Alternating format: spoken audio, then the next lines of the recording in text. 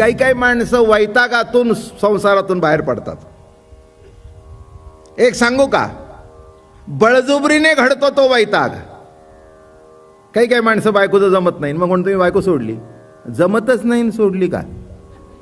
ज्याने सोडलंय तो केव्हा धरेल सांगता येत नाही, आणि ज्याचं सुटलंय त्याला धरण्याचा प्रश्न येत नाही. बरं का, ज्याची दारू सुटली ना तो पुन्हा पित नाही, पण बळजुबरीने जर सोडली असेल ना तर हळूच. माझं बोलणं कळलं का? तसं आपोआप सुटावं लागतं. संसारातला बाजूला वेळ काढून, बायका स्वयंपाक वगैरे करून, पुरुष अगदी वेळ काढून बरोबर संध्याकाळी 5 मिनिटं अगोदर का होईना, 10 मिनिटं का हजर, म्हणजे त्याच्यातला भाग असा आहे, एवढा संसार असू दे पण एवढी तुपाची धार असली तरी तुमचं संपूर्ण जीवन पवित्र करील. अन्नशुद्धी आहे, अन्नशुद्धी आहे. म्हणून ही कृष्ण कथा कशी आहे, हे भागवत कसा आहे तर अन्नशुद्धी करणारी आहे. कृष्ण नामाने जीवन शुद्ध होतं, जीवन पवित्र होतं. नामे तरला नाही कोण, ऐसा द्यावा निवडून. जगद्गुरु तुकाराम महाराजांनी प्रश्न विचारला, अरे आज जगामध्ये असा एक तरी काढा की ज्यांनी नाम घेतलं आणि तो तरला नाही. म्हणून या ठिकाणी कृष्ण चिंतन, कृष्ण स्मरण करण्याकरता आपण येतो. आणि म्हणून म्हटलं मी की आसक्तीचं मडकं फुटल्यानंतर काय झालं, असं आहे, संसाराची आसक्ती नष्ट झाल्याशिवाय प्रभू जीवाच्या हातात सापडत नाही. आपण एक एक पायरी पुढे चाललोय. जास्ती काय अगदी प्रत्येक डिटेलमध्ये सांगत नाही, पण पुढे पुढे सरकत जाऊ. म्हणजे 2 वर्ष जे ऐकलं, कारण आता शेवटी रासलेला आहे. काय काय सुटत गेलं म्हणजे काय काय भेटतं आणि काय काय सोडावं लागतं. अजून एक शब्द नीट वापरतो, सोडावं लागू नाही तर सुटावं. गोपी शब्दाचा अर्थ मागे आपल्याला मी सांगितला. गोइंद्रियातून प्रभू प्रेमाचं रसपान जी करते, रसपीत आहे गोपी. जी रसपीत असते ती गोपी. आणि अशा गोपींना गोकुळामध्ये कुणाचं दर्शन घडलं. निळोबारा आपल्या गवळणीमध्ये म्हणाले, शुकादिकाची हृदयीचे ध्यान आम्हा जोडले हो न करिता साधन. सहजची पाचारिता येतसे धावोनी प्रेमे आलिंगिता निवेतनु मनो. ऐशा गवळणी त्यानंद भरिता. शुकादिकाचे हृदयीचे ध्यान आम्हा जोडले हो न करिता साधन. खरंच आहे, शुकादिकांच्या हृदयीचं ध्यान गोकुळच्या गवळणींना सहज भक्तिभावामध्ये आणि त्या कारणामुळे ते उपलब्ध झालं. आपल्याला आता रासेपर्यंत पोचायचं आहे. रासलीला ही गोकुळातली शेवटची लीला आहे. त्याच्यानंतर भगवान आणि मथुरेला गेले. रासलीलेमध्ये सर्वांना तृप्त केलं भगवंताने, गोपींना तृप्त केलं. वृत्ती ही गोपी आहे. गोपी कोण आहे आणि ज्या गोपिका होत्या सांगेन मी आपल्याला थोडं थोडं थोडं. श्रुती स्मृती, मोठे मोठे ऋषी मुनी हे सगळे तिथे गोपी होऊन आले होते. लक्षात घ्या, मोठं आश्चर्यकारक घटना आहे. त्याच्याकरता काल एक एक लीला सांगत आपण पुढे सरकलो. काय काय जायला पाहिजे. अविद्येचा नाश, रजगुणाचा नाश. रजगुण नाहीसा झाल्यानंतर कन्हैया माखन चोरी करतो. एक लक्षात घ्या, हे मोठा गमतीदार विषय आहे. मन विषयाच्या मागे जातं. ते का जातं? कन्हैया त्याची चोरी करत नाही म्हणून. कन्हैयाने चोरी करण्याकरता ते मन तितकं त्याच्याशी एकरूप व्हावं लागतं, तेव्हा तो मन म्हणजे लोणी चोरतो तुमच्या मन माखन. ते मन सुद्धा असं मृदू व्हावं लागतं लोण्यासारखं. मन कसं व्हावं लागतं? भगवंताचं प्रेम अंतःकरणामध्ये प्रकट होण्याकरता, त्याच्याशी एकरूप होण्याकरता लोण्यासारखं नरम व्हावं लागतं. माखन चोरी केली, चित्त चोर म्हटलं त्याला, बरं का. तू आमचं मन चोरलंस म्हणजेच माखन चोरलं. म्हणून लक्षात घ्या, काही काही माणसं म्हणतात कृष्णाने लोणी चोरलं. अरे त्याच्या काळामध्ये काही खायला मिळत नव्हतं का तो चोरत होता? तो लीला परमात्मा आहे, लीला भगवान आहे, लीला अवतार आहे.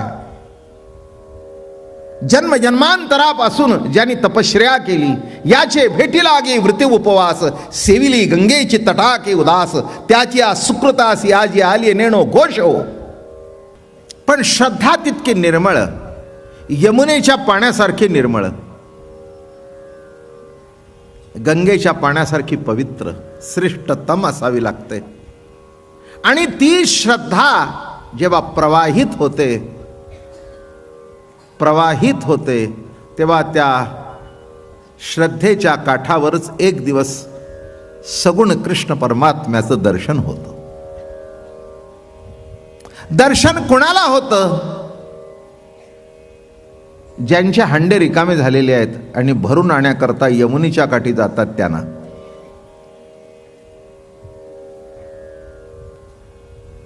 तुमचे जे हांडे तुमच्या विचारानेच पूर्वीपासून भरलेले असतील तर आमचे शब्द तरी काय राहणार आहेत,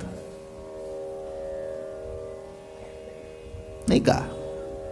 म्हणून श्रवणाला येणाऱ्या माणसांनी आपली जरा भांडी रिकामी करून यावीत.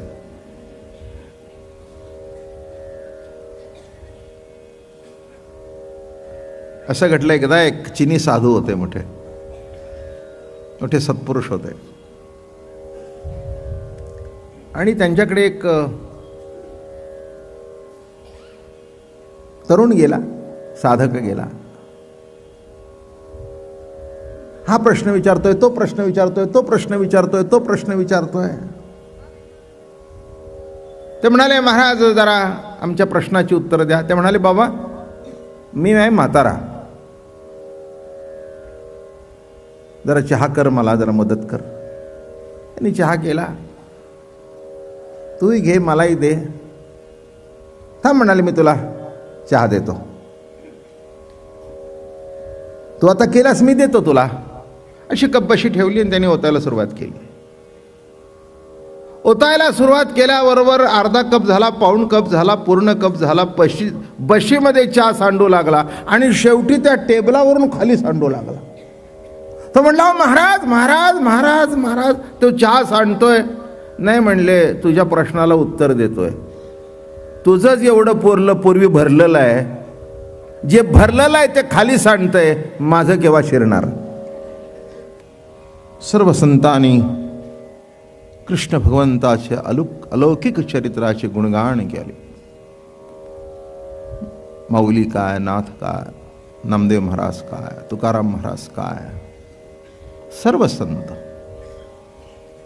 कृष्ण हा पूर्णतम पुरुषोत्तम आहे. पुरुष अनेक आहेत पण पुरुषोत्तम एकच आहे. ज्ञानेश्वरीमध्ये सांगताना क्षर अक्षर आणि शेवटी पुरुषोत्तम सांगितला. तसा कृष्ण हा पुरुषोत्तम आहे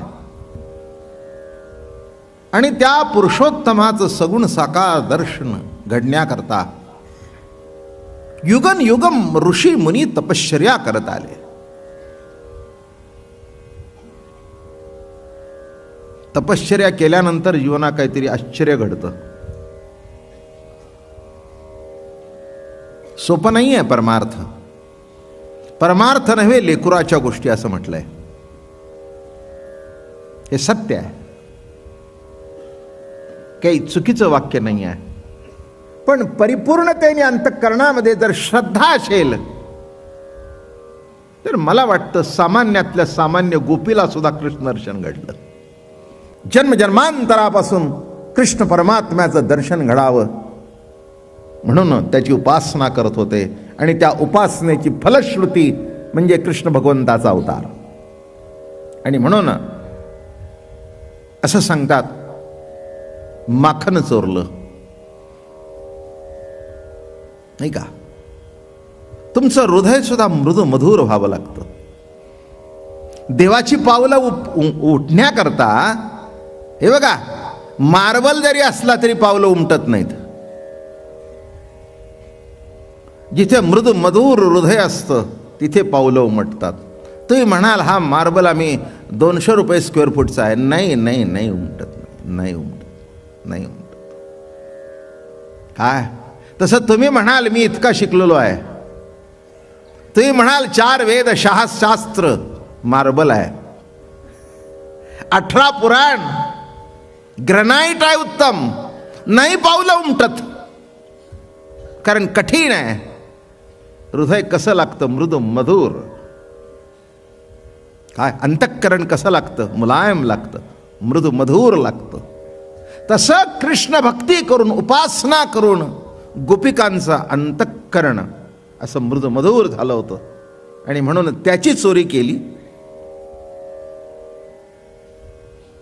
काय असतं हे मृदू मवाळ हे जे मन आहे की नाही, त्याची चोरी करण्याकरता ते मडक्यात अडकलेलं आहे.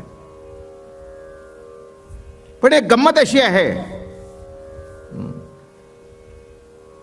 हे मन कशात अडकलेलं आहे माहितीये का तुम्हाला? आसक्तीच्या मडक्यात अडकलेलं आहे. कशाचं मडकं सांगतोय नीट लक्षात घ्या. आसक्तीचं मडकं. त्या आसक्तीच्या मडक्यात मन अडकल्या कारणाने ते लवकर पोचता येत नव्हतं. म्हणून देव म्हणले हात घालायचा नाही, याला काठी मारून फोडून टाका. आसक्तीचं मडकं फुटलं पाहिजे. एकदा मडकं फुटलं ना की साठवायची जागा संपली. बरं का? आसक्ती संपली की अनासक्ती आली.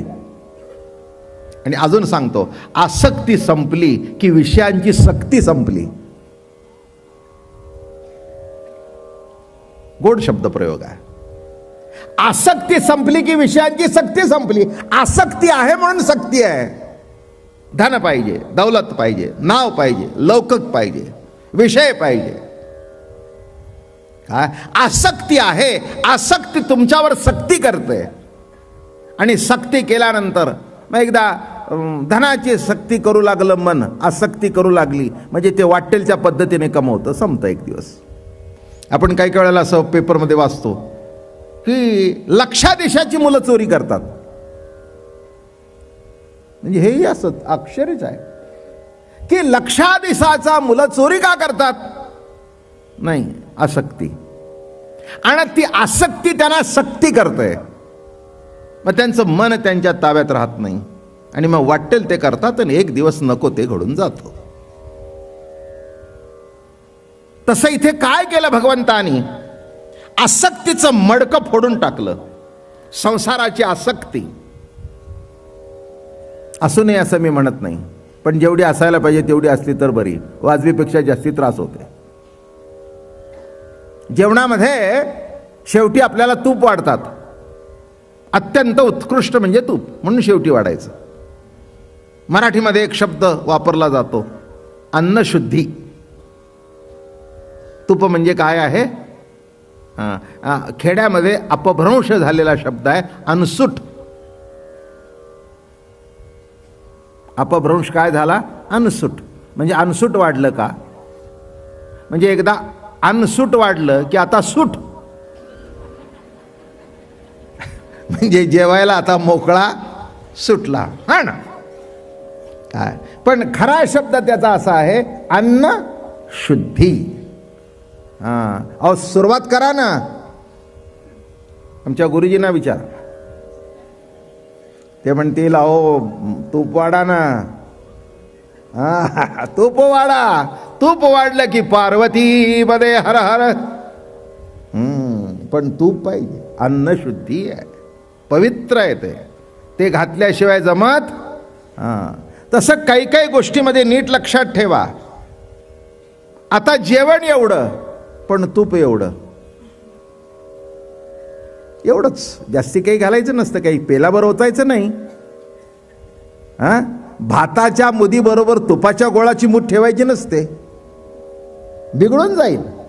तसं मला म्हणायचंय की एवढी आसक्ती नको, थोडी थोडी ठीक आहे, पण आपण इतके आसक्त झालो की त्या संसारातून बाहेर पडायला वेळ नाही.